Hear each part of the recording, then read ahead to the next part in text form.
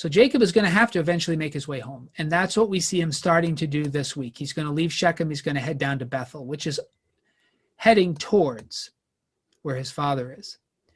But Bethel is a significant place because on his way out of the land, this is the place he saw that stairway to heaven, ladder, incline, however you want to translate it. And he saw the angels coming up and down, and he made a covenant with God that more or less said, if you take care of me on my trip to Haran and you bring me back here safely, you will be my God. And now we're in the part of the story where he is returning. So that's where we are. Do you want to say anything preliminarily, Minister Joe, before we get into the text? Yeah, well, also, I mean, it's not only the Bethel was the place where Jacob saw the staircase or the incline to heaven. He also built an altar there and anointed it from the rock that he put his head on, or he slept on, or whatever, which is kind of an interesting thing for us to remember, because the first few verses God tells Jacob to do something that sounds like he's going to remember what he actually did there, and so that's the name Bethel also means the house of God, is from what I understand too. So, or it could be the entrance to God. I'm not sure.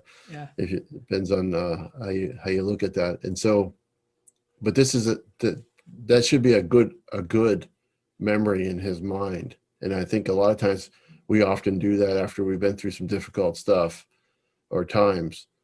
Remembering what God has said or done is so vitally important.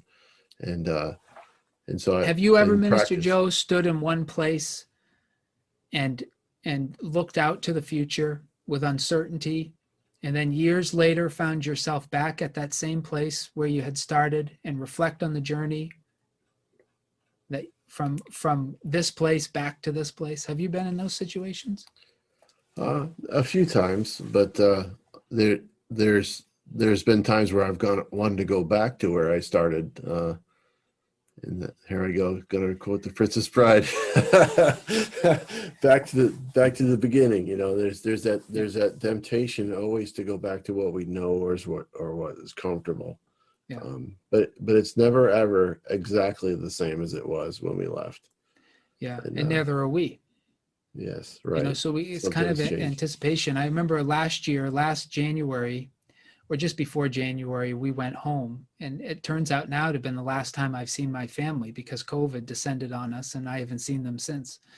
But it was the end of December 2019, going into 20, and we were back in Massachusetts, and I had this strong desire to go back to my dad's parents' grave, and I had had a significant experience there when I was a young kid. It was one that got me back on track. I remember it was my first. The first Sunday that I woke up and didn't want to go to church, and my father didn't object. I was probably a senior in high school. And I said, I don't think I want to go today. I had overslept, and I felt I was going to be late, and I didn't want to rush. And I said, I don't think I'm going to go. And he didn't object. He was disappointed, but he let me make that choice. And I felt so guilty that I decided I would go and read my devotion at my grandparents' grave, because I hadn't visited in a long time. And they were very godly people. I respected them a great deal. And it's a beautiful cemetery. So instead of going to church, I went there. And it was freezing, and it had just snowed. So it was very hard to get out to the grave. And I walked my way out there, and I had brought with me Oswald Chambers' My Utmost for His Highest. And I hadn't read it in a while. This was when I was a senior in high school. I can't remember what month, but it was obviously snowing. And I hadn't read it in a while, and I had gloves on because it was freezing. So I just opened it to the last page, whatever it was.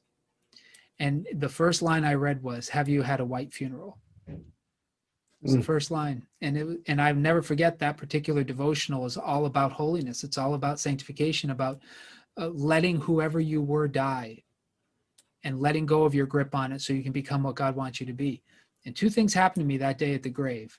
First, it was the first time in my life I thought God overtly had arranged circumstances to speak to me, because that had never happened to me before. And it's been rare throughout my life that he did that, but that was a significant moment. And secondly, I knew I would always go to church. after that. You know, I just had decided that I would never make that decision again. But it's funny, this last winter, as I was saying, I felt the need to go back to that grave, and I went there by myself. In the past, Jen's come with me or the kids, but this is the first time I've been back in a long time standing alone. It was interesting. There was not snow on the ground, even though it was still January or December. And standing there at that grave and remembering the promise I made to him all those years before, and now standing there again, reflecting. When I think of Jacob's return to Bethel, I think about that experience for me. That's why I asked you if you had ever had a moment like that. And I didn't know how significant it would be, because obviously this year has been a monumental one. It was a good year. It was a good time last December 2019 to reflect on the journey and whether the commitments I made that day as a teenager still stand all these years later. And I was able to reaffirm before the Lord that they still stood, you know. And then 2020 came, so it was providential for me. Yeah. Yeah. So let's take a look at Jacob and his return to a place that was so significant for him. But we remember the last time he was here, he was broke, right? He's penniless. He had nobody with him. He's sleeping with a stone for a pillow. And he had to go almost 800 miles, a little less, because he had already gone some. Bethel's a bit north of, but you know, it's an 800-mile journey he was on with no guarantee of success. And iffy understanding of God. Remember, he didn't, you know, it doesn't seem that Isaac passed on to him a very robust faith in this God. And so Jacob says, you know, if you take care of me, then you'll be my God. That was the agreement he made. 800 miles later, 14 years, right? 20, I thought. You know, well, he worked 7 years. Yeah, was he there 6 before he even started? No, I think 14 years for the two girls, for the two wives, and then I thought it was another 6 years, which would have been, yeah, it would have been 20. Another 6 years for the flocks. I thought that's what the summary was. Okay, yeah. So at least 20 years, and now another 600 or so miles back. Terrible experience in Shechem. Didn't go well. Kind of went okay with Esau, but maybe not as well as you might want. And now he's back to Bethel. What's going to happen?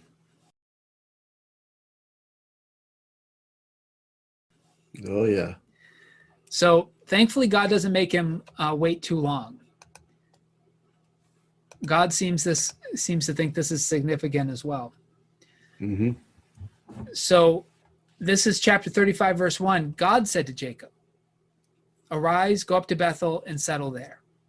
Make an altar there to the God who appeared to you when you fled from your brother Esau. So that pillar he set up before, either it's gone now or, you know, God didn't prefer it. Right. Either way. So Jacob said to his household, all who are with him. So we're going to talk about this. Put away the foreign gods that are among you and purify yourselves and change your clothes. Then come, let's go up to Bethel, that I may make an altar there to the God who answered me in the day of my distress and has been with me wherever I have gone.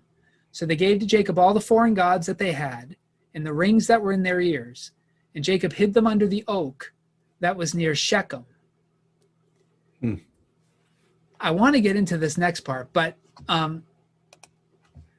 why don't we talk about that a little bit?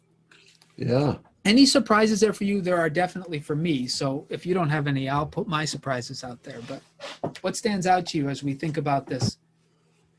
Well, immediately I think of the household gods that Rachel stole from her dad, you know, and it specifically says they're earrings or something like that. So I made the accusation that she didn't really want to worship those gods. She probably wanted to melt them down and make some jewelry out of them. So yeah, that's a stretch for interpretation, I know, but there is a sense of purification here. Yeah, there is. And it's interesting to me, as you pointed out, this was one of the surprises, that Jacob is aware that the people traveling with him worship other gods or have other gods in their possession, that he knows this. And he doesn't do anything about it until God appears to him again and tells him to go to Bethel. So Jacob, it seems to me, thinks of Bethel as a holy and sacred place, and he's nervous about going there with any foreign gods in his possession. Was he not worried about traveling with the foreign gods? Well, I mean, the name Bethel itself means the house of God. So if you're gonna bring another god there, you better. Sounds like there might be a problem. Yeah, it seems to me that this is maybe a feature of his culture. It certainly comes into the people of Israel, but it seems like Jacob is treating certain places as more holy than other places. And he's more serious about making sure his devotion to this one God is very clearly displayed at certain times, and at other times he's less serious about it. And that is something that happens throughout the history of Israel, where they treat the temple and their behavior there as more important than their behavior in other places. It's certainly even true in our day, where people tend to think that the way they act at church is somehow to be distinguished from the way they act at work or the way they act at home. Like this idea that the sacred doesn't penetrate everything. It's reserved for very special times and occasions and places, and otherwise I just live however I want. You can see a little bit of that here, that he's willing to let his household do what they want. But now that he's going to Bethel, they got to purify themselves. Now, look at what he does with all those gods. This was, I should have known this. I mean, I've read this story a lot of times, but I didn't remember. He buried them all near the oak at Shechem. Do you think he intended to come back? Which oak? Well, I mean, you got to think about what happened at Shechem right there too. So they had a lot of stuff that they took from the Shechemites. So there might have been gods there too that they repoed. That is the thing. Remember, it might not even be, and it's useful to have this conversation. We already know that some of the gods came with them because Rachel stole them, and we wonder, did she reveal that she had the gods now when Jacob tells her to do this, or is she still hiding them someplace? Like, that's a question. But you're absolutely right. They had just pillaged the Shechemites, and Jacob was not pleased with that. Mm-hmm. And maybe some of these possessions that he buries there actually came from the Shechemites. Mm-hmm. Yeah. And he's getting rid of the booty. So to say, in some ways, bury the hatchet kind of mentality. Bury the household gods. Yeah, bury them. Yeah. And then he wants them to change their clothes.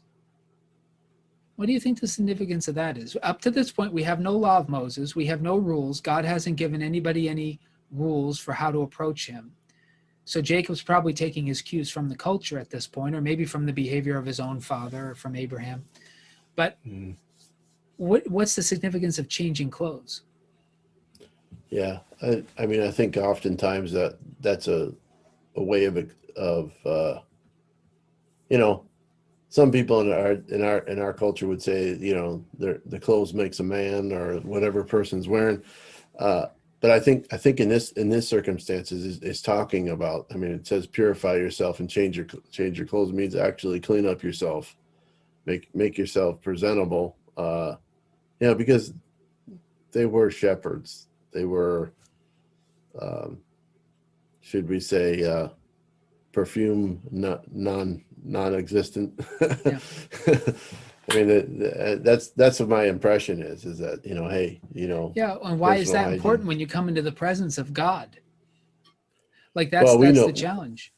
Well, we know from reading in other places, but I mean, when we get further down the road, when we're talking about the Exodus or when they get the law in Exodus, I mean, that's another place that I'm reading in. So that I think this is that's further down the road, but there is that point that Jacob is telling them, you're going to have to change your ways, right? Because you just slaughtered all these people in Shechem, yeah, and your blood is on your hands, or maybe even on your clothes. Yeah, there's an instinct, right, that we need to be clean, and they have done some evil things. Jacob's already called them out, so they're definitely a people who need to be cleaned out. But there's idea of when you come into the presence of God, you should be in fresh clothes and you should be cleaned up. Like that's a very material, fleshly way of understanding it, but it's pretty consistent through the law of Moses. Like the book of Leviticus, which we skip together because it requires some discussion really to understand some of those passages. It talks a lot about making sure that you're clean before you come into the presence of God, about washing your hands, about laundering. If you do certain things, then you're unclean and you have to bathe and purify yourself before you can come into the presence of God. Certainly war would be one of those things. Touching a dead body exempts you from worship for a period of time in the book of Leviticus. You have to go through a cleanliness period. You have to wash in the blood of a red heifer. It's quite a complicated thing. So Jacob already has the instinct that if you're going to come into God's presence, you can't come just as you are. You got to get cleaned up. It's funny that we teach the opposite today. Very few people think about putting on a fresh pair of clothes or making sure they took a shower before they go to church. Like some people think it doesn't matter. You just come as you are. But we know in the new covenant that that was external and the teachings of Jesus should be internal. So what does it mean to be clean when you come before the Lord? Now you have a lot of people today, and I'll let you respond to some of this. I'm just throwing it all out on the table. Say that you don't have to be clean to come to God.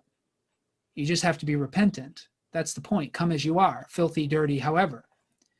But consistently through the scriptures, there is a change of state that's required to come into God's presence. Here it's material. Change your clothes, wash up. But Jesus requires us to be cleaned out from within.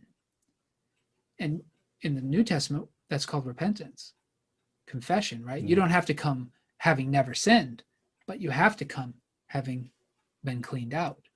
That's the point of coming into his presence. You better come in repentant. The rule here is not that they could never get dirty, but they couldn't come before God dirty, right? So it's not sinless people who come before God, but it certainly is cleaned out people. And what's external in the First Testament, washing of hands, changing of clothes, must be internal. In the New Testament, it must be a clean heart. And so I think sometimes the idea that we come as we are, what people mean, and then I'll let you respond to this, like I said, I think what people mean is that you don't have to have lived a perfect life to come to Jesus. You don't have to have always made the right decision to come to him. And that's true, if that's what people mean by come as you are. But if you think you can come filthified with sin and living in rebellion and remain that way and come to Jesus, you've rejected the entire scriptures. We have to repent. What was washing of hands and changing of garments in the First Testament is putting on Christ and repenting of our sins in the New. But still, you can disagree with me, Minister Joe, but I still think we have to come to him clean. Yeah, I think of the more along the lines of like an interrogation. They tell you come clean, or spill the beans, or right. get it That's out repentance, of you. right? Yeah. Yeah. I mean, if you That's really confession. That's confession. Yeah. If you really want to make get this right, you better get it out of you.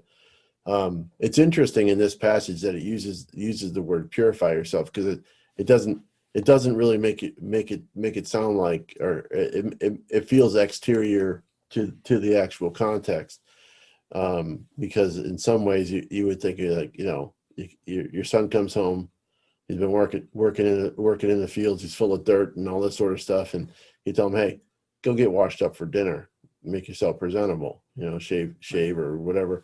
And those are external things, but part of it is showing, or it has been shown, I've heard more recently, like people who are surviving or trying to survive in a tough environment, they tell you how important it is to make sure your clothes are clean, because it does affect your mental state. It affects your survival, your ability to survive. And so there's some truth to that, of the internal, what's going on inside of us can be affected on what can reflect what's going on inside of us. Like there's some people who don't take care of themselves very well, and you have to ask, well, what's going on in there, what has happened to them. And some people would just say it's bad habits, they don't Right. take care of themselves. Yeah, and what you're pointing out is something I think plays out not just in the scriptures, but also even in contemporary understandings of psychology, that keeping oneself in a state of disrepair, slovenly, both is a symptom of something going on internally and its cause. Like it can feed. It's like the snake swallowing its tail. You know, if we're depressed, we might begin to not get changed or not wash our faces or brush our teeth. But then the more we stay with that, the more deep the depression is and the more likely we are to stay falling deeper. Now, we're not talking about clinical depression. We're not talking about people with chemical imbalances that need to be helped with medication. We're talking about the normal cycle of maybe depression is even the wrong word today to use. You know, these cycles of melancholy that otherwise healthy person endures because of the ups and downs of life and things that can happen, or traumas that occur, or disappointments and things. Obviously, clinical depression is a different animal altogether. People aren't going to will themselves out of that by taking a bath. You know, right. They're going to need some help. But in other cases, because there are people who don't have those disorders, who also can fall into a rut like you're talking about. And the idea that coming into the presence of God requires us to take stock of who we are, to notice if we've cleaned under our nails in the Old Testament, fleshly. Remember, these are shadows. You know, do you have clean clothes? Or is there some blood from that little incident over there, you know, in Shechem? Are your hands clean, or are you still filthified? And to have to actually do some self-work to walk into the presence of God deliberately. That's what he's recommending. That's all fleshly, external, but Jesus intends that to be internal. So you talked about confession, come clean, spill the beans. But more than that, to enter God's presence, you have to turn away from other presences. That's repentance. So I think what we're talking about is that all the way back here in Israel, there was an instinct before the law to not just enter into God's presence haphazardly, to not walk in like you own the place, but to think about how you walk in. You know, they tell me in certain cultures, if you walk into somebody's house and you don't take your shoes off, you've offended the house. Anytime you walk into the presence of anybody, you got to think about that person's values and what it means to walk in deliberately. If somebody just walks into your house, they don't even knock. Right? They just open the door and they walk in, they go into your fridge, they start pulling out food, they grab a plate, they sit down at your table and say, "How are you?" You might say, "Do I know you? Like, what is this? What is that you're eating?" Yeah. So we know that when you're preparing to go to somebody's house, you're going to, you know, do you do this with your kids when they were younger? You talk in the car, like how you're going to behave and what it means to be polite and what's going to happen if they treat the place like they own it. Don't go into somebody's refrigerator, say please and thank you. If you want something, ask if you can have it. Don't just take it. You know, you have that conversation with your kids because you want to be polite. You're coming in. That's what Jacob is doing here, except they're going to meet God. And the last time he was here, there was a stairway into God's house with a door. Yep. And so he's getting them ready. One thing I think we could gain from this is to not walk into God's presence even today like we own the place. You know, mi casa, su casa. Yeah. Well, the other thing too is, you know, he's connecting the idea of the foreign gods with purity and with change, like that. You have, you know, I do you think for a minute that he thought that stairway was still going to be there? I think, I suspect he thought it was always there, whether he could see it or not. He seems to treat the place as a sacred, almost the way later Israelites will treat the temple in Jerusalem. Yeah.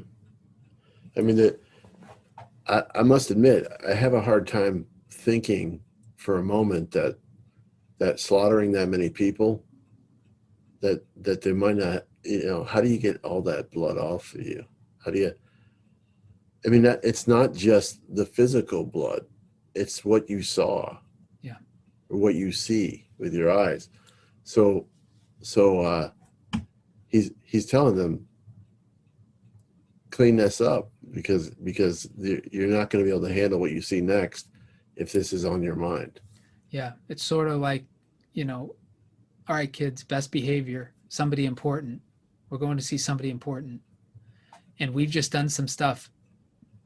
We got to clean up.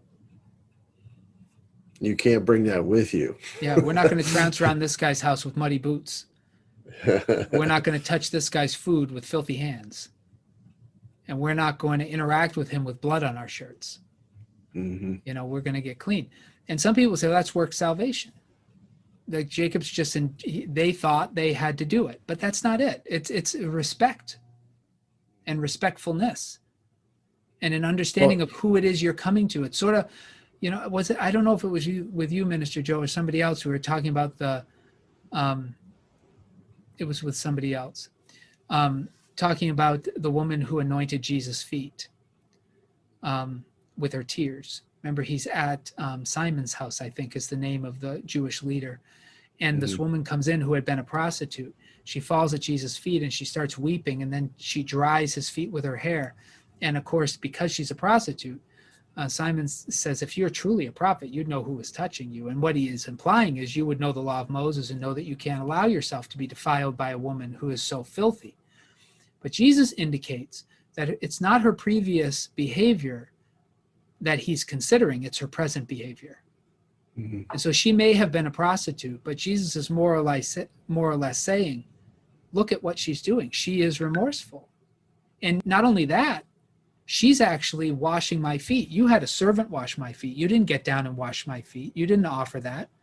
You didn't even offer me a cup of cool water to drink. Well, and what he probably implies means that a servant offered it. But this man who runs the house did nothing. He was too big for it. Look at this woman. She's at my feet. She's weeping. She's heard my teachings and she's broken over it. I mean, so she's coming clean, even though she's filthy. Her behaviors were filthy, but she's coming clean. Whereas Simon, he's as dirty as he ever was. He's cleaned the outside, but has he really rent his heart? Has he really repented? Has he really confessed? Does he even know who Jesus is? Is he even treating him like Jesus needs to be treated? But this woman has. So again, it's not that all of us can come to Christ no matter how filthy the past may be. But when we come to him, we have to come to him knowing who he is and knowing what he expects and renting our hearts if we've not lived that way. We come repentant. It's not work salvation. It's a matter of knowing into whose presence you walk. And what we see here at Bethel is that Jacob has a suspicion that if they go down from Shechem as they are to Bethel, it's not going to go well. A change has to happen. Yeah, big time. Yeah, we're going from destroying a village and mayhem to a place where this is where he found the real God. I mean, and so, got it. Yeah, so they got to change. They got to do a big change up, turn around. I guess I've been saying all this time, so do we. So do we. We have to realize whose presence into whom we walk, and we can't walk into God's house like we own the place. And of course, God's house is not built by human hands. So as they journeyed, and remember, Jacob is concerned in the last episode that the people of the land are going to conspire against them after they see what was done at Shechem. Remember, that's what he warns his sons. But what we find here is as they journeyed, a terror from God fell upon the cities all around them so that no one pursued them. So Jacob is right. These people do want to do them harm, but it's God who prevents it, right? Mm-hmm. And then Jacob comes to Luz, that is Bethel. So he called it Bethel, but the people of the land still call it Luz. So we got these wonderful name confusions, which is in the land of Canaan. He and all the people who were with him, and he built an altar and called the place. Now he had already done this before, but here it is again, El Bethel, which literally would translate God, house of God. He's doubling down on the godness. That's the thing. Oh, yeah. Because it was there that God had revealed himself to him when he fled from his brother. And Deborah, Rebekah's nurse, died, and she was buried under an oak below Bethel. So it was now called Alon Bakuth. That's just so interesting. Why does he tell us that Deborah died there? Well, that's a good question. That maybe there's a family plot there, that there's a stake there as well that predates even Jacob. Maybe. You know, I just wonder if the so you tell me, Minister Joe, if I'm overreading. Bethel is the most significant place we've seen in the Holy Land so far, because he saw that stairway going into God's throne room. That's not something Abraham ever saw. It's not something Isaac ever saw. That is unique to Jacob, and it's pretty significant. And he calls it the house of God, which is just another way of saying this is the temple. This is where God lives, right? mm-hmm. Now in the New Testament, I mean, not in the New Testament, in the Law of Moses, this is Numbers chapters 9 and 10. Aaron, the high priest at that time, has two sons, Nadab and Abihu, who come into the presence of God and they bring unauthorized fire. They don't clean themselves up, and they're killed.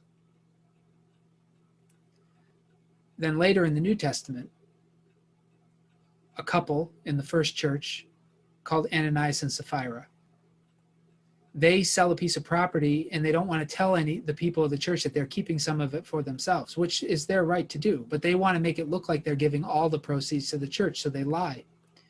And Peter confronts Ananias and he dies. And then the wife comes in later, Sapphira, and Peter confronts her and she dies. It's very much like Nadab and Abihu.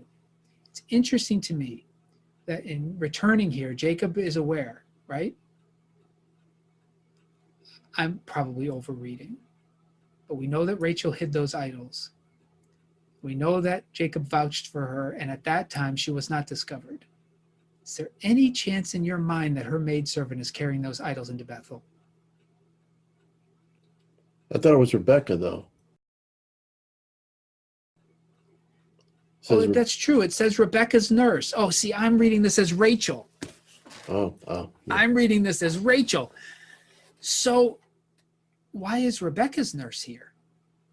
That's what I was saying. It seems like it was a plot of land that they're trying to recall or reclaim, that Jacob is saying, hey, this is a So do you think this is past tense? Her nurse died in the past? Or is her nurse here when Jacob arrives and dies? No, I think they're looking at her gravestone. It's still interesting to me that we've got a death in the house of God right after Jacob tells us. Yeah, so I probably did overread that, Minister Joe, but I'm going to leave it in because I like that little line of thought. And I like this idea that there's somebody dead at Bethel. Yeah, well, it's like Abraham with the oaks of memory. Yeah, and what threw me off here, and why I want to leave it in, is we didn't know Rebecca had a nurse named Deborah. Did you? No. Why mention her? I think she was an extra in the movie. And this is called. We'd have to look all the way back to when Eleazar went and got Rebecca, whether or not she had a nurse. I don't remember. Well, she may have had a nurse or servants, but I know one wasn't mentioned by name. Okay.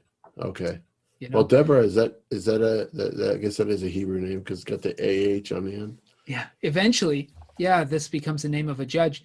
And Alon Bakuth means oak of weeping or sorrow, something like that. So we're at least getting in this passage that there are three names for this place: Luz, Bethel. So Luz, which seems to be the people of the land, named it that. Jacob calls it Bethel, and I'm guessing then we're being told Isaac called it Alon Bakuth. Mm-hmm. Yeah. Oak of weeping.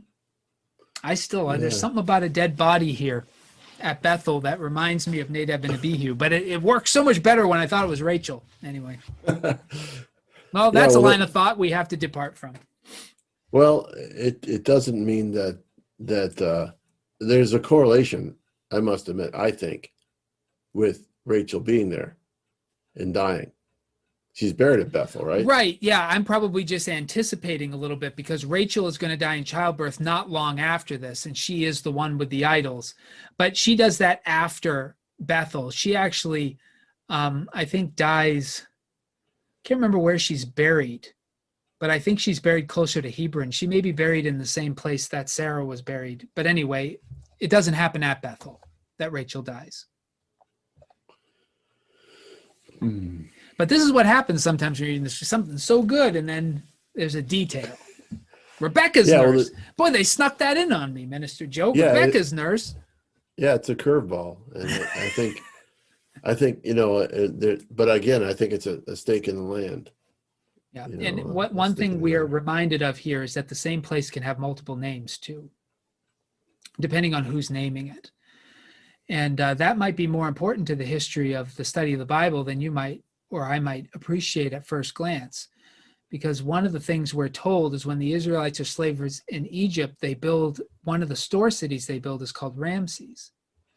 And contemporary scholars and traditional scholars,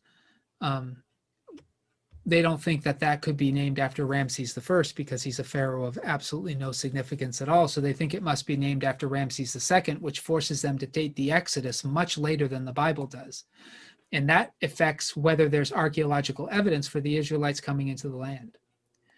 If the Bible dates are right, there's plenty of evidence for them coming into the land and conquering Jericho and all of that. But the scholars who want Ramses to be named after Ramses II and therefore put the date later, there's no evidence for anybody conquering the land. So again, this reminds us place names change.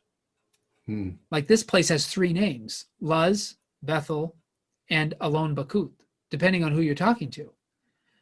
It also stands to reason they might have renamed one of the Israelite store cities Ramses afterwards. And Moses is just simply recording what the name was in their day, or the editors in the day that they're talking about. So just a reminder, these places don't have uniform names like ours. And you see that a little bit. I don't know if you come from any towns that had nicknames. Oh yeah, Beantown, all kinds of stuff like that. Yeah, Boston, Beantown, same thing, right? Yeah. New York City, the Big Apple. Big Apple, yeah. Though that means something different, doesn't it? I don't know. I don't know enough about it. That's what they called the Constantinople, the apple. Did they? Yeah, it's the apple. I think they're referring all the way back to the garden. Well, that's a little scary. It's interesting, yeah. Yeah. But on another note, though, what does the name Deborah mean? Do you remember? I don't remember, but I can find it out pretty easily. I'm thinking of judges. That's why that Deborah there. But bee means bee. Bee, like the insect. Yeah. So, so he named it that name that you named Alon Bakut, which literally means oak of weeping or sadness or mourning. So I'm wondering, like I'm saying, I think there's an association with Rachel because I'm thinking of the massacre of the innocents, Rachel, voice in Rama, this kinds of things. So I want to say there's something associated with that. Yeah.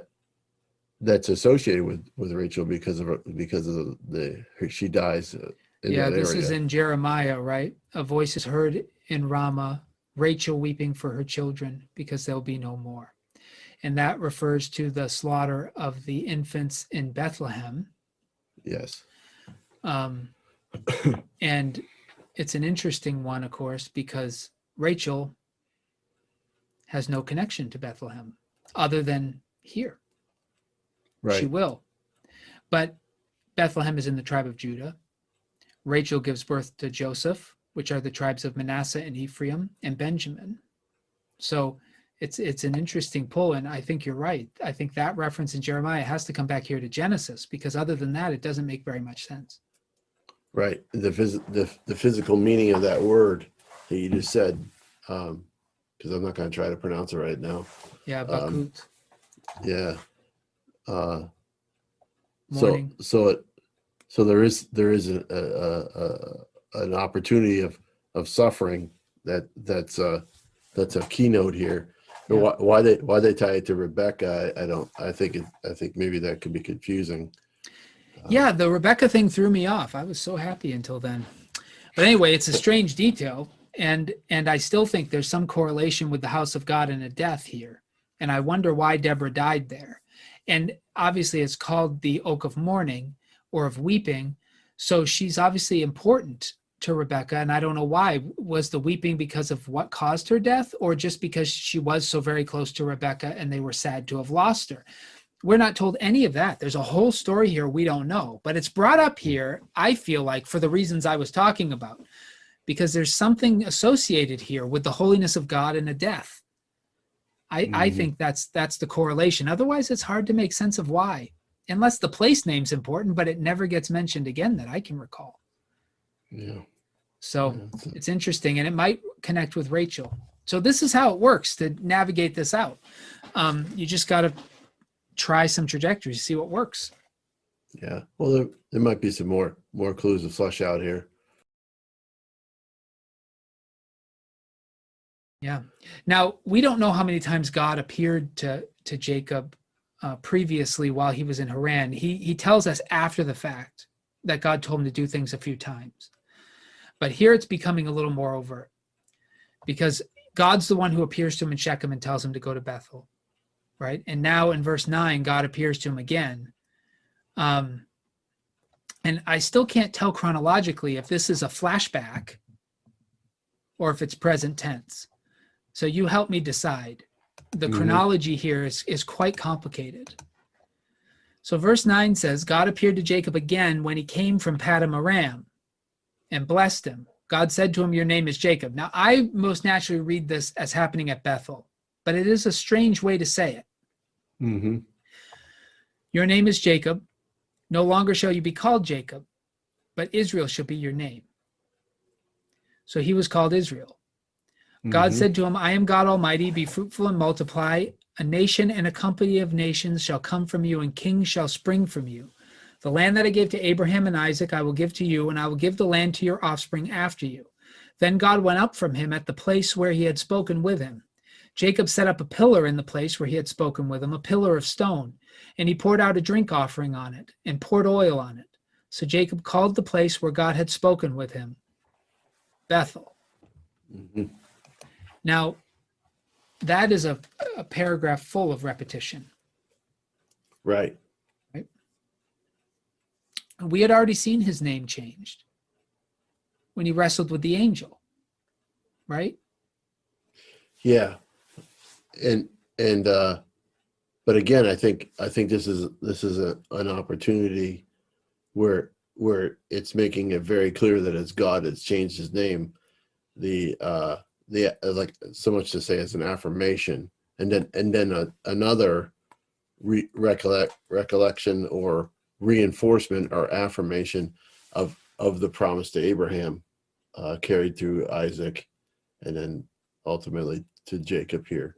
Yeah. So it's almost like a bringing together. Like he says, he came from Paddan Aram. Yeah. I'll get it right. And just say Haran. That's all it means. Yeah. It's showing that this is, he came from there. He's called from there in the similar way as Abraham was. Yeah. And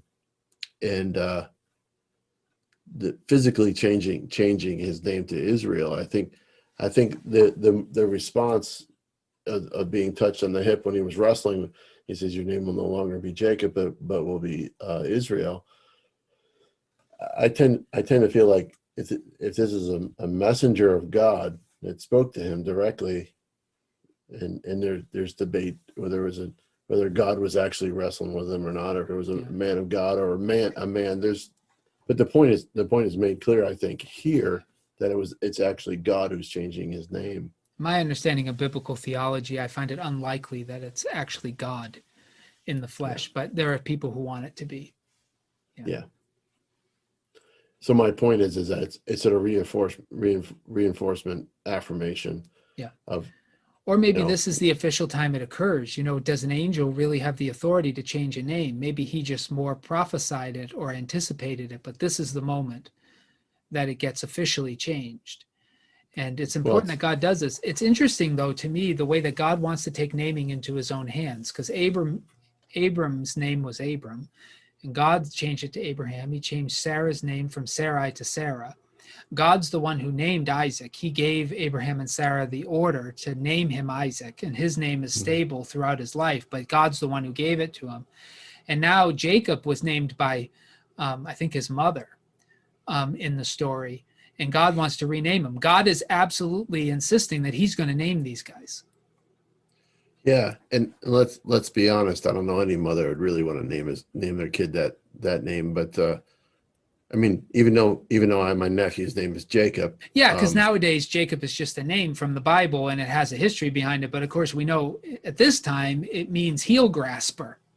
Yeah, and so I think it's really, really important for us to understand. He's just told his children, or his sons, or all the people he's with, that you need to purify and change yourself. Well, God's saying, I'm going to change your name. Yeah. No longer can you have this name Jacob anymore. And then God reestablishes the covenant that he had formerly made with Abraham and with Isaac, he now makes with Jacob. So if we have any doubt about whether all that the shenanigans with Esau actually had any spiritual meaning for God, he does indeed make his covenant with Jacob. So Jacob is going to receive the birthright and the blessing. Mm-hmm. We know that really because of this. Everything else was just Isaac talking. But God affirms it all here. Mm-hmm. Right? Definitely affirms it, and says, God said to him, I am Almighty God. Be fruitful and multiply. A nation and a company of nations shall come from you. There's a lot being said there. This is good stuff. This is, ooh, this feels good. Yeah. kind of talk. Well, right? And it's interesting. It baffles me that Bethel never became a potential site of the temple later, nor was it ever a place where the tabernacle rested, that I can tell. And when David takes over as king after Saul, he sets up a temporary capital in Judah before he takes over the entire country and is in Jerusalem, and he does it in Hebron. It's just astounding to me with this significant moments here at Bethel and the way that not only did he see the staircase before he left, but when he comes back, this is where God sends him and this is where God speaks to him. And he sets up and he calls it the house of God. It's astounding to me that the Israelites never considered this in biblical literature for a place to put the temple or the tabernacle. It's just astounding to me. Or even a capital. Yeah, maybe it's such a significant city. Do you agree? At least in these stories. It sure seems like it here, but we don't even know what it really looked like. Yeah, it probably was undefensible. And nobody wants to live in an open plain. It probably is not a strategic city. But does that matter if God chooses it? I mean, I remember driving across Texas on route Interstate 10, and all you could see every so often was a bridge with a gas station and something on the other side. That was it. Yeah. And so I picture maybe Bethel might have looked like something like that, or was very hard to get to. And I know, I think I know that Jerusalem has a isn't it like on a mountain type? Seven hills. It's elevated, and so it's Jerusalem is a more defensible city. It's Israel can't conquer it till the time of David.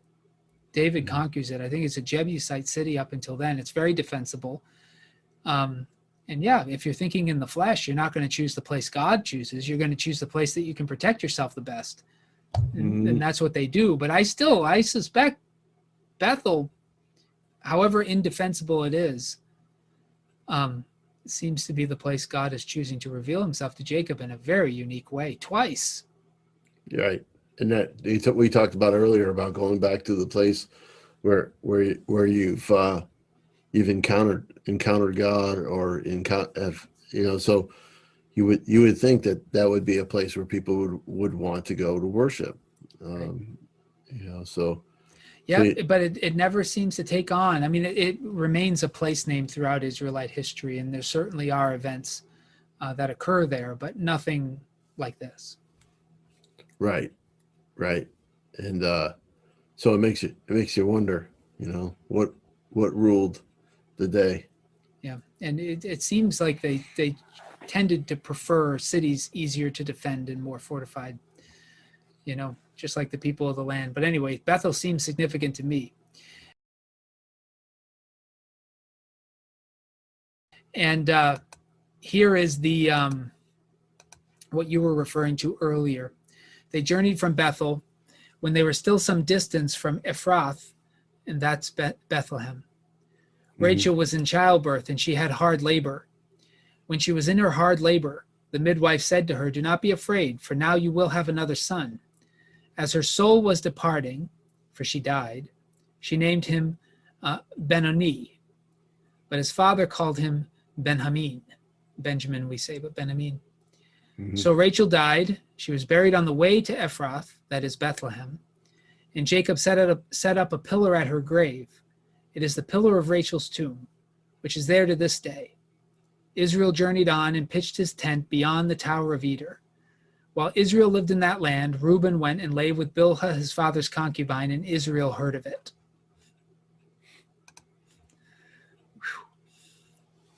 So this is where what you were talking about, a voice is heard weeping, a voice in Ramah, Rachel weeping for her children.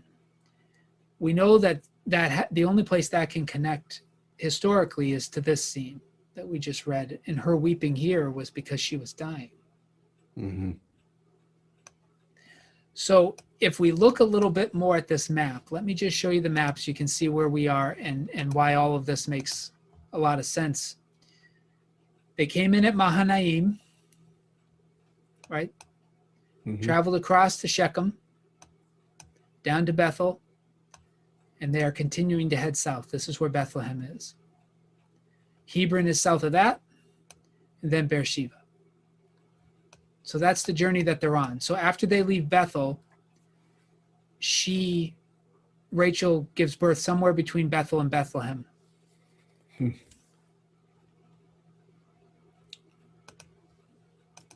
So that means all this way, Menahem. Yep. She's pregnant the whole way. Right. So well, we don't know how long they stayed in Shechem, how long they stayed in Bethel, so it'd be hard to guess, but that's a reasonable assertion. Yeah. That must have been, the discomfort. If she had a hard pregnancy, I think that's what they mean by if it's killed her. I mean, there must have been, she was either breech or the baby was too big. She had difficulty having children, and maybe it's related to that. She names him Benoni. Ben means son, Bane, and Oni is sorrow. She names him son of my sorrow, something like that. But Jacob renames him Benjamin, which means son of my right hand, which is a strength. So, but the sorrow is there. She names him son of my sorrow. And that's what Jeremiah picks up on. Rachel's weeping. Rachel is in childbirth. Rachel is not going to survive. And that is the picture given to us in Jeremiah, which then is picked up by the gospel writers when Herod kills the children in Bethlehem. But in Jeremiah, it's a prophecy of what will happen to Israel when the Babylonians come. Ties all the way back here. Rachel weeping for her children. And interestingly enough, Rachel is not the mother of most of the children of Israel. She's the mother of very few. Right. Yeah. Just a couple. Yeah. So they're on their way to Bethlehem. That becomes the birthplace later of David. Mm-hmm. Right. But Rachel's children don't settle anywhere near Bethlehem. Benjamin will be north of Jerusalem, and then Ephraim and Manasseh are in the north. So her children don't actually settle anywhere near here. This is going to be in the tribe of Judah. But that's the allotment after the allotment later. Yeah. Yeah. Yeah. And then I don't know where Eder is, but that's where he journeyed down. And somehow, we're not told when, Reuben commits adultery with his father's concubine at some point, but not in Haran. The text wants us to know it happened while he was living in the Holy Land. We're not told when. You had suggested that maybe it was during that whole Shechem incident and the reason he wasn't involved. Mm-hmm. Remember you said that? That's perfectly possible here. We're not told when he does it. Right. And Israel heard of it. Mm-hmm. And this is the second time he hears of an abomination and says nothing. Mm-hmm. Right? That's what happened with Dinah, and now again with Reuben. You think I was too hard on him about that silence? I was pretty hard on him last week, but I'm doubling down. Well, unresolved stuff, you let things go too long, it's going to be a problem. It's going to be a problem. And it sure seems like Reuben is what they used to call it when I worked at a boys' home. He's acting out. Yeah.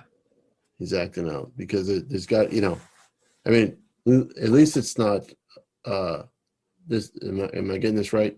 It's not Rachel's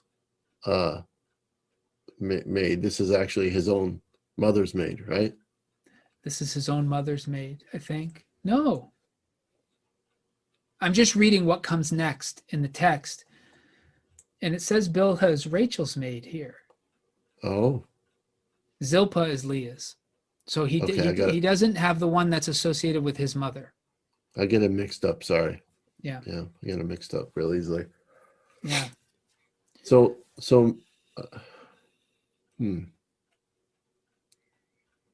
there's a power struggle here, I think.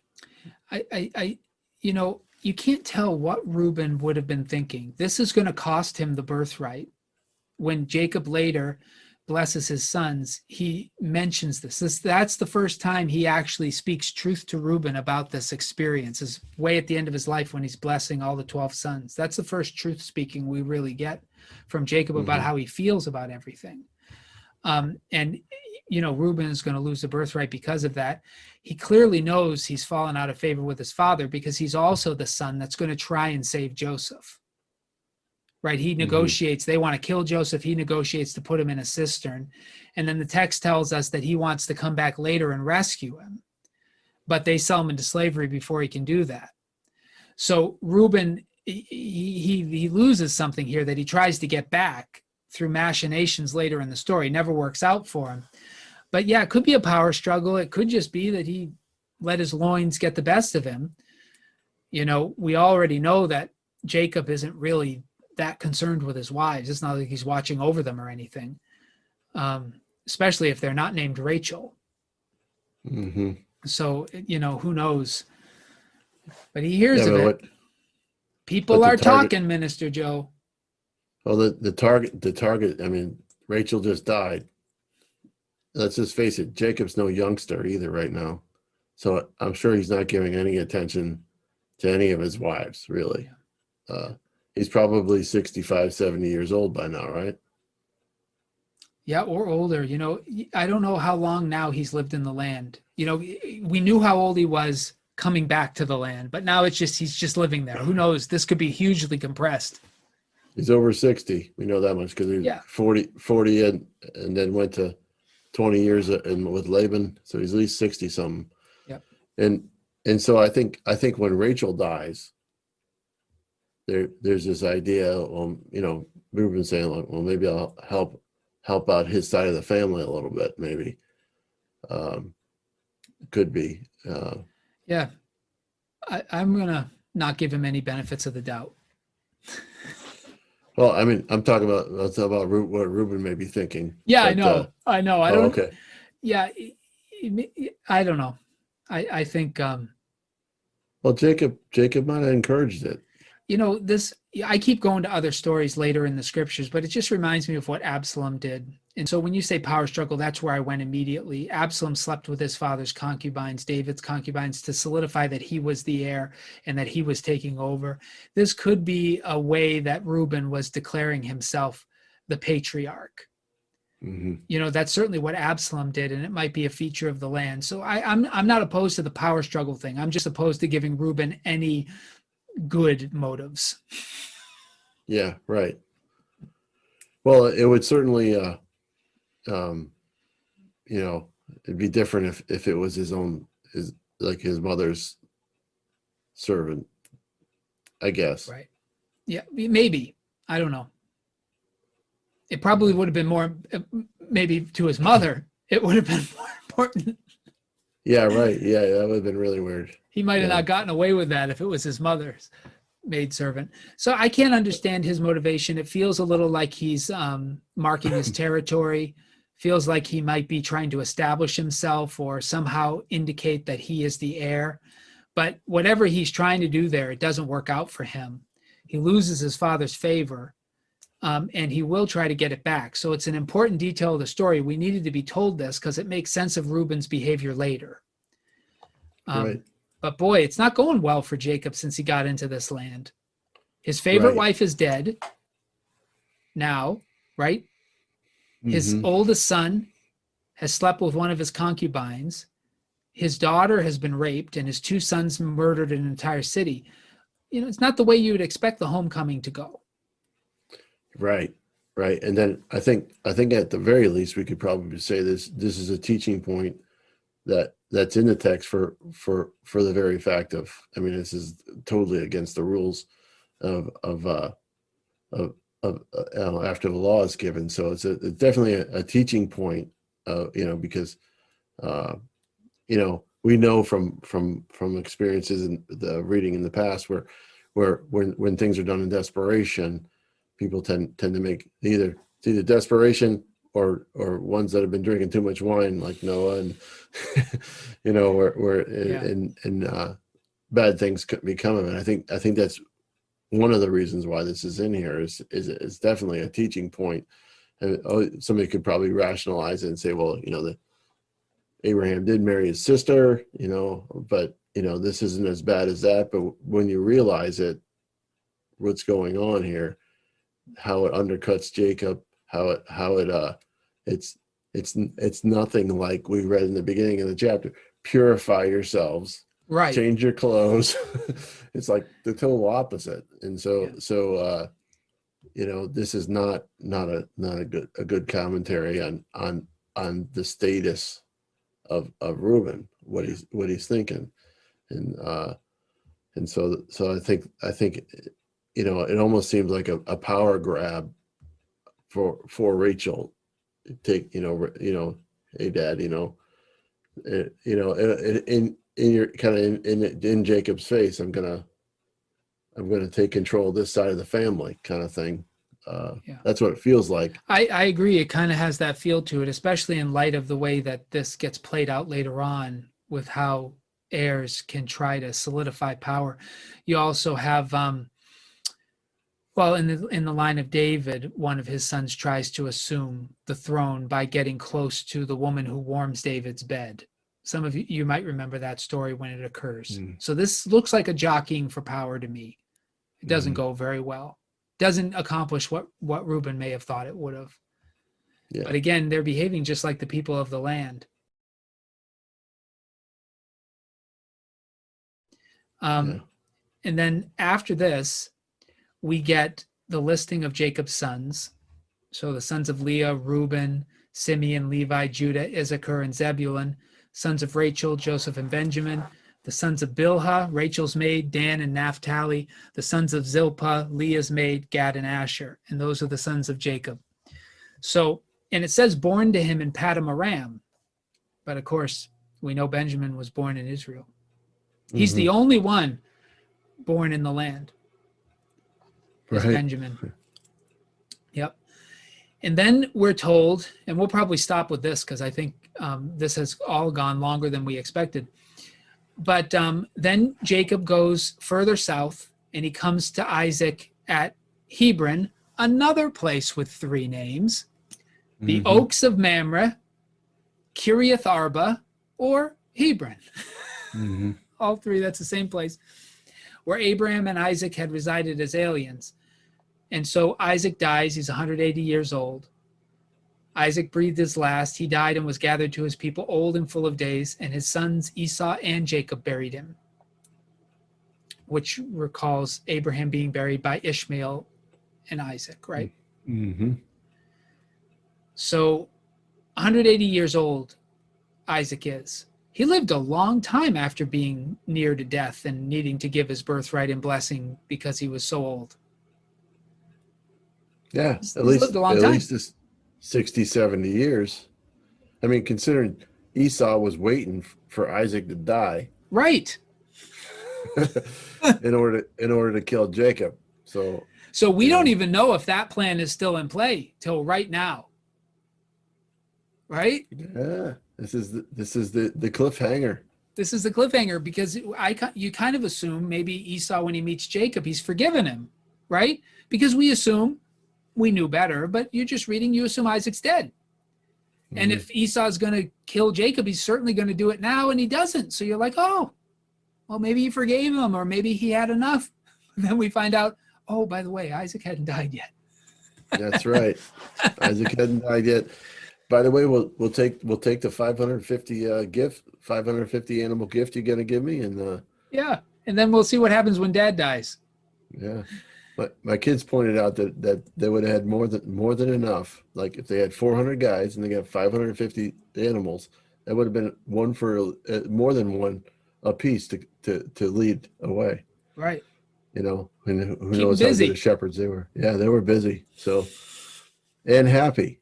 You Right. know? Hey, got myself 2 goats out of that one. So, again, we've been doing this map each time, but it seems important to Moses and the others who worked on these books to show the path that's being taken. So he comes in at the camp of God where the angels are at Mahanaim, crosses at Penuel where he wrestles an angel on his way back, sets up a camp at Sukkot, comes to Shechem, has the terrible time. Dinah is assaulted. His sons conspire to murder the entire city, and then they loot the city. God tells him to come south. That's where he tells him to clean up. They come south to Bethel. They continue traveling south, and Rachel dies in between Bethel and Bethlehem, but not far from Bethlehem. And then they continue following south to Hebron, which is where they meet up with Isaac, and he dies. We have no commentary on what Isaac did or didn't say to Jacob, whether Jacob arrived after he had died or if he was able to talk with his father a last time. We just don't have any of that story. We don't know. We just know that he died, but it does say that Jacob came to him. I like to think they had a last conversation, but there's no way to know, right? Right. And that's definitely a marker place in that area. That's the area that Abraham purchased, right? Right. For Sarah's burial and then his own, and then Isaac is buried there as Isaac. well, it seems. Right. It doesn't say where Rebecca's buried, huh? No. She's not dead yet, is she? I'm guessing she's not dead yet. But we are reading this in real time. And even though you and I have read Genesis many times, probably this is my favorite conversation we've had because we've really struggled to understand these details. It's a very strange text, and it's going to get stranger when we get to Esau's descendants next week, because you and I talked about that. We thought we'd spend a lot of time there because it's so confusing. Yeah. But there's a lot of confusion even in these texts and details that you don't expect. And obviously, these are stories that you don't teach in Sunday school very often. And so you and I are not as familiar with this in terms of having preached it or teached it. And so the detail of Rebecca's maidservant caught me off guard. I thought it was Rachel's. And you pointed out it was Rebecca's. And then I thought, why in the world are we talking about Rebecca? And we dealt with that a little bit. And then we have the issue of why Reuben does what he does. And then you think that big blow up that they had, Isaac and Rebecca and Jacob, and the sending him away, you expect some sort of a reunion. but we don't really get any. Isaac just dies. But he doesn't die, at least until he sees that Jacob is indeed blessed by God. At least he witnesses that, right? Mm-hmm. Yeah, and in much better positioning than he was, in a sense. But I tend to feel, just to make a few remarks about Rebecca, I tend to feel like after her saying about her having the two children, two nations wrestling within her, in that she wanted to die, and then later on, if Jacob married a woman, a Hittite woman, that she would rather be dead. I kind of feel like maybe the text is leading us to the idea that she was alone, that she's left alone, because Deborah's dead, her servant. That could Isaac's be. dead now. Yeah. Or Yeah. or there's that aloneness type of thing. Yeah, because it's possible that we're just forgetting another detail, and Rebecca was said to be dead earlier. But there's nothing after this about her. Maybe she's already died.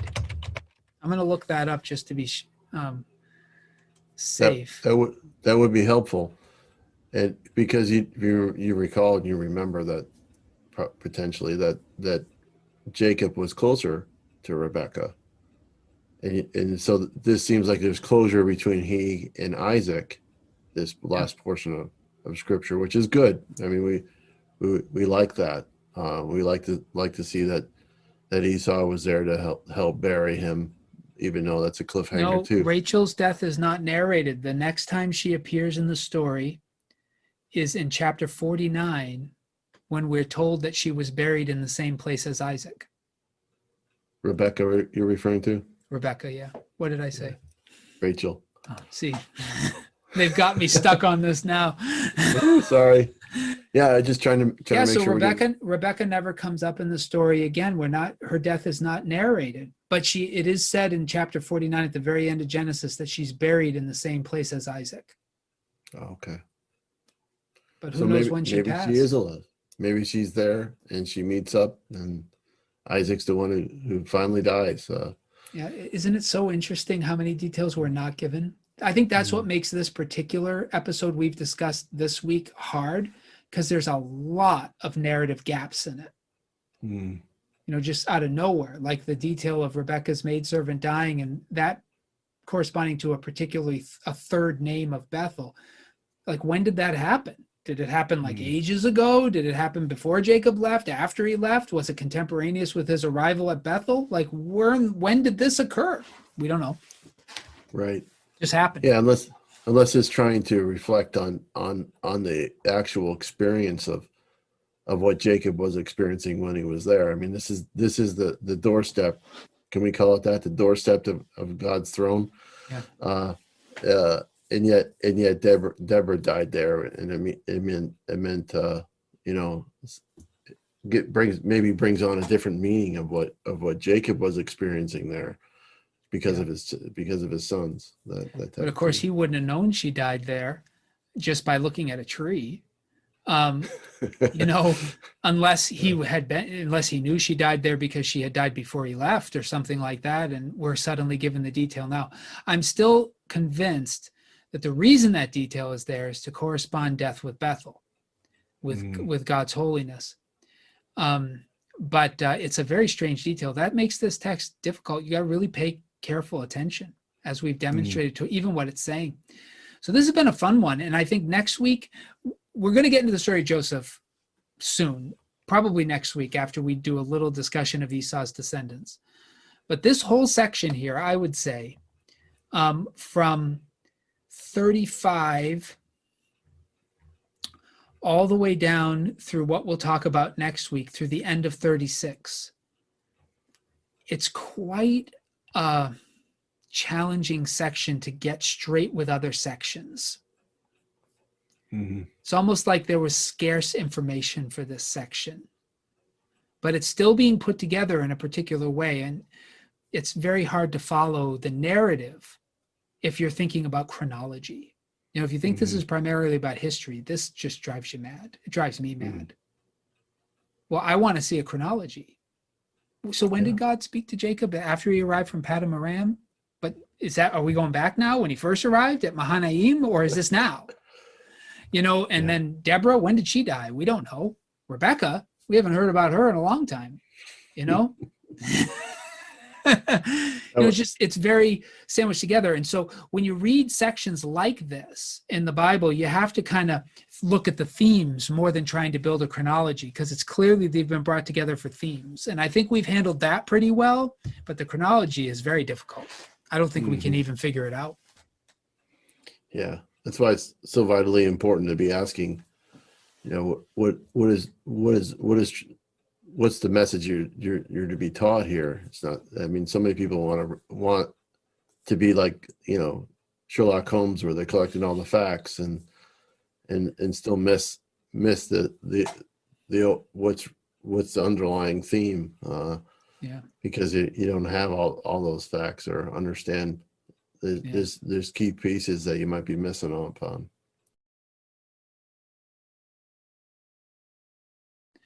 So in terms of wrapping up this week, Minister Joe, it's been a convoluted and circuitous conversation, several rabbit trails, but I blame the text for that. We've been trying to track down different ideas.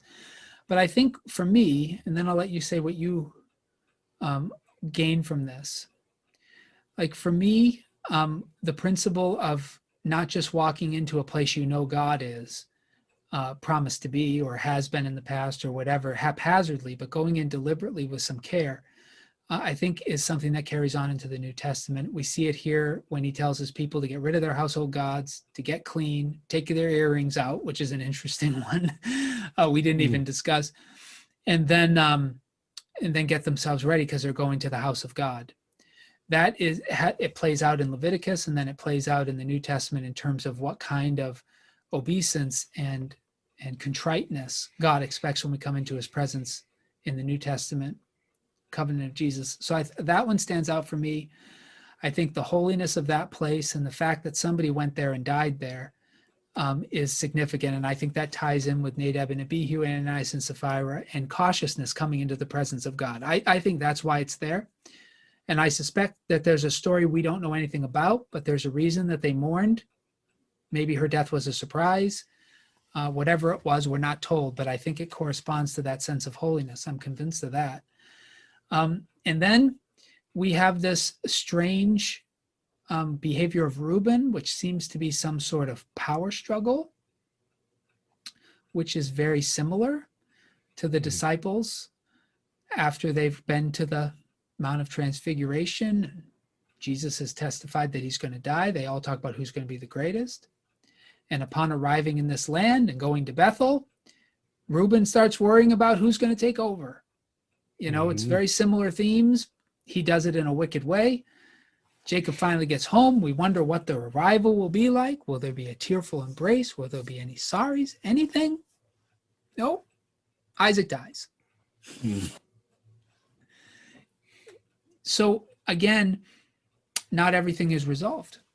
That's another takeaway in this story, that sometimes there are things that are not resolved. And I think many of our people probably have lived into that, have probably lost somebody who they had a rift with.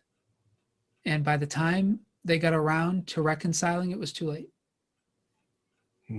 I've dealt with many a person as a pastor who wants to forgive a parent or wants to reconcile with a parent, but before that reconciliation, the parents died. And now I remember talking with one person in particular who said, what can I do? Do I go to their grave and say sorry? I mean, what can we do? And this story is very frank about that. We get no reconciliation between Jacob and Isaac. You know, it would have been so satisfying if we did, right? But that's how things sometimes end. And maybe that can be a motivation for us to reconcile before it's too late. Yeah, that's true. Certainly if Jacob stayed a little longer with Laban, even another 20 years, Isaac certainly would have been dead by then. Yeah, probably. He wouldn't even gotten to see him before he died. Yeah. Right. I think, I think some of it is the passages that we've looked at really bring out the idea that there is that element of chaos within families that seem to be fed on and fueled like a leaf blower to a fire. When certain people do things that as a parent you might not be proud of, or you regret because of the influence or things. So we see that all here. We see, and I tend to think that as we've talked about the Sabbath a little bit, and how the rest. There's some things that we've talked about in other conversations, but I'm keyed in again on the idea of remembering things. These stories, these events are all things that we can just take in as facts and put them in our little jars and compartmentalize. Yeah. But remembering these things they're there for a reason, and we have, and for me it's like these almost like the Dead Sea Scrolls, where they found these scrolls, and it brought up so much more information to them.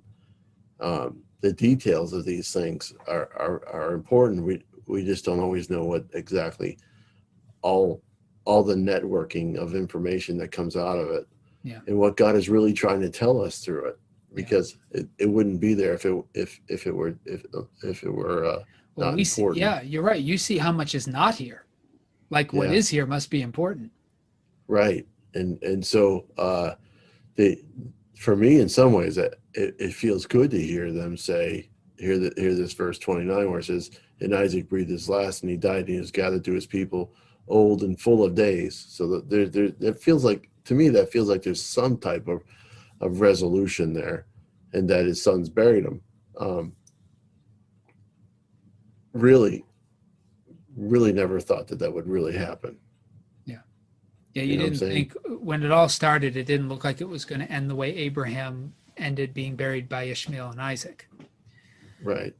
And yet we don't really know exactly what Jacob was feeling or what Esau was thinking. There's a lot to be questioned, but this might be the other reason why, what we were talking about earlier with chapter 36, why there's so much detail in that chapter, because of this, them burying Isaac together. So that's something we're going to talk about down the road.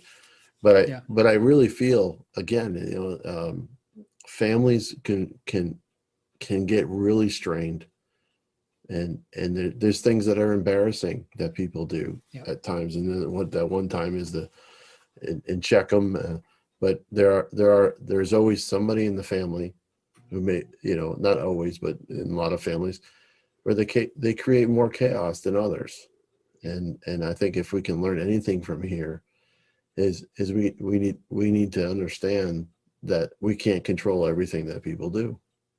Right. And there's times when we're really close to God at the house of God, and some people just don't appreciate it the same way, and don't understand it, and don't see the reasoning to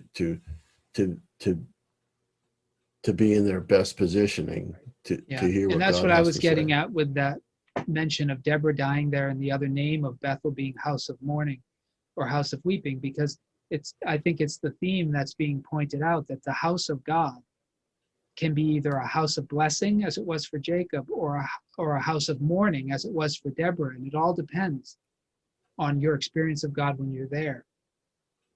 And I think that it's not haphazard, even though if you're looking for the chronology, it's sandwiched together seemingly haphazardly, but I don't think it's haphazard that the same place is a place of blessing for Jacob and a place of mourning for Rebekah at the loss of Deborah. The house of God, your experience of it has to do with not so much the place, but you in it.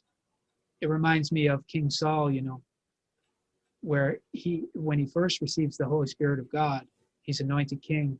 It makes him strong, and it allows him to prophesy.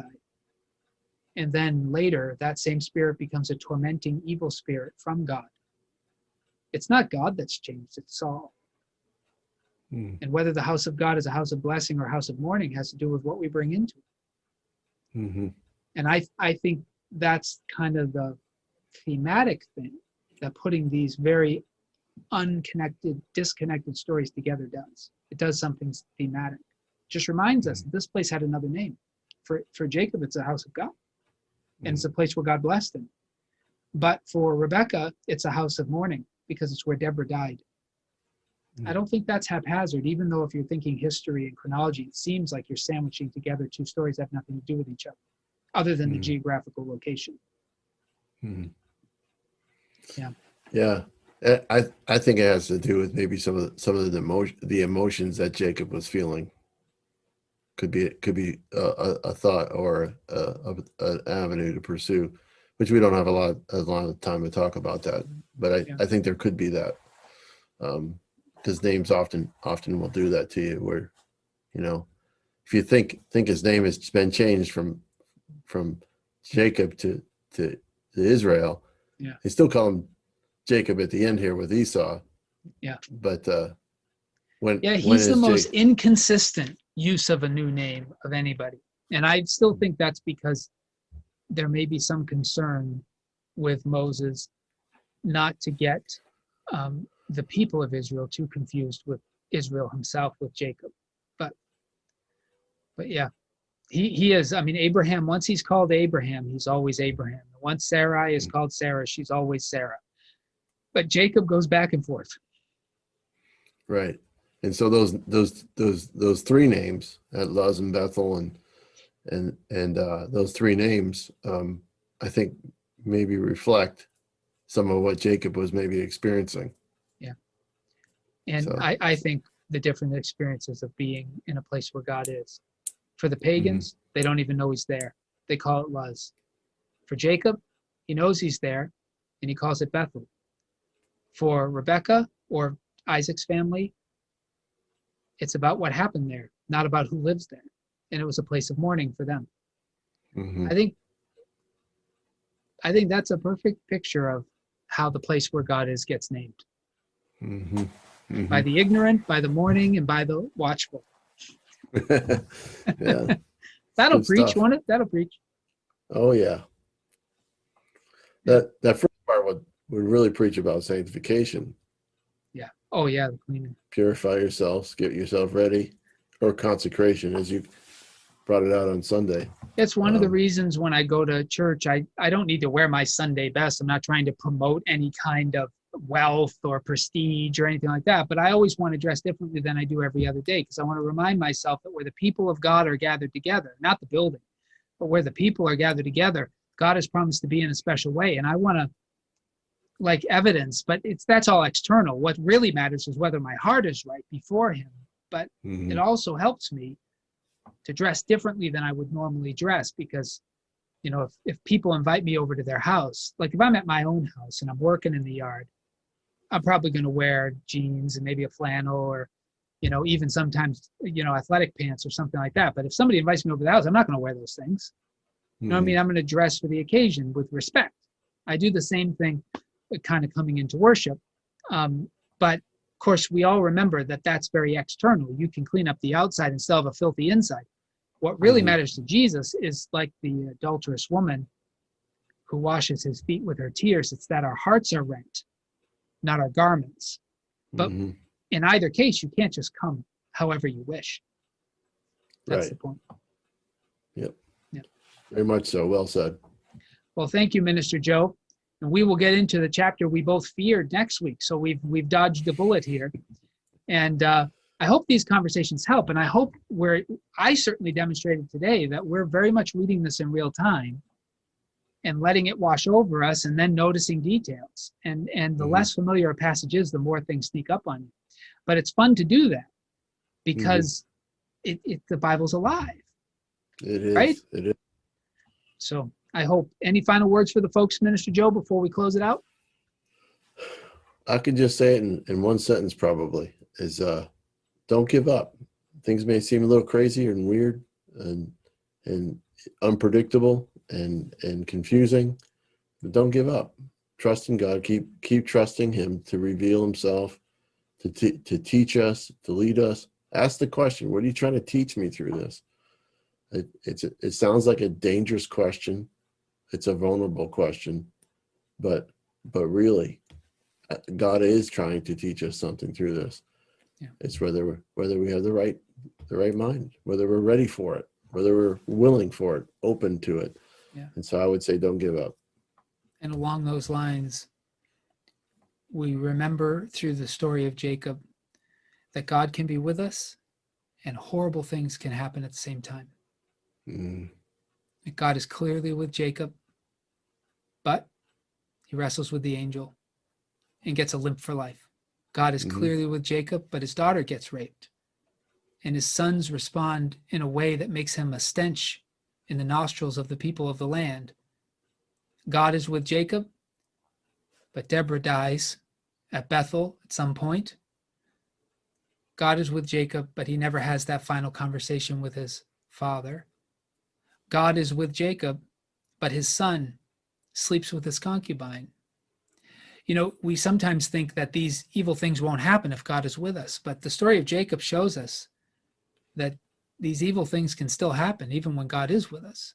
And you're saying, don't give up. And I'd say that's actually the name of Jacob. He's the God fighter. He strives with God and men, and he will not give up.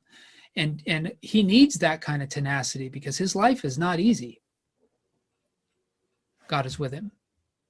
So if your life looks like a mess, unless you're sinning, don't think God has forsaken you. You're right. Thank you for listening, and Hope these are helping. We'll talk to you soon. thanks.